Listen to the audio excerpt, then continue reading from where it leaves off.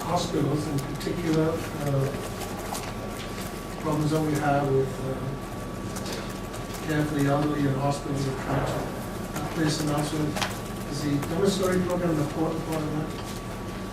Somewhat, although the expectation in a domiciliary hospital isn't that there's a medical component. It's more activities of daily living. So people who may have some mild supports required in terms of activities of daily living and need some sort of supervision more than medical.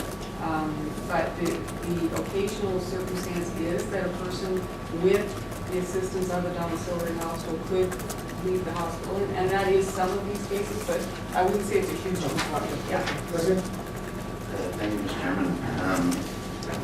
On your domiciliary hospitals, you've got some segments which are interesting, and at the bottom. And basically is that if we do not provide the domiciliary spaces, we would have to provide a shelter. And at Mr. Chairman, $232,405 was the cost to the city. You know, to the bottom, you can just see, and these were estimates that were prepared in 2008. You can see the difference in the value and the savings that is there. And just to get them, everybody an idea of what those domiciliary rates are. It might be a little bit surprising to a lot of people also. Do you know what they are now? A monthly amount that it Yeah. in the range of 1,000 to 1,200. And when you're looking at those prices or whatever, they're not really that high when you look at the other side of the coin, where you're looking at just startup costs of $285,000 for the first year, and then ongoing annual inspection or annual operating costs of $490,000. So, Mr. Mayor, Mr. Chairman, although we don't have to participate in it, there is a point if we don't, we do it in another way, mandate it, or that we have to provide. And you'll notice these costs, and sometimes the city is accused of spending money for oversight or whatever. Why do we do that? Why don't we just do that? And these are the reasons why. And the other side of the coin is not always as cost savings. The service we provide that isn't provided by every municipality. The final, or not actually, and then we'll do childcare. So the final part that's related more to social services and care and disability support is a service that is necessary in a community for the occasional circumstance in which support is required for a family, for an individual to provide funeral assistance. And so this is one of the areas where it's covered as a discretionary item. We had 43 such circumstances last year.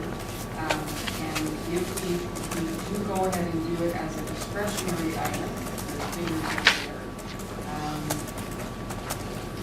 And so our net costs last year were about $9,000, almost $10,000. The alternative, if we do not do this, and so again, this is one of the ones where it is discretionary. However, the Anatomy Act, which is another act that applies, would obligate a municipality to step up. If you don't do it through the discretionary portion of the Ontario Works program, then we would do it at 100% cost under the provisions of the Anatomy Act. And so if a family then, it was a new term for me, unclaimed bodies, if there is a circumstance like that, then the municipality would pay 100%. So it's one of those situations. You either decide to do it as a discretionary item, or the alternative would be you still could be required to do it as 100% municipal. Okay, all right. Just a little clarification. This is not what it needs to bury somebody with dignity. I think this is very minimal dollars. The funeral directors will tell you it's bare minimum, and we use the provincial guidelines, which is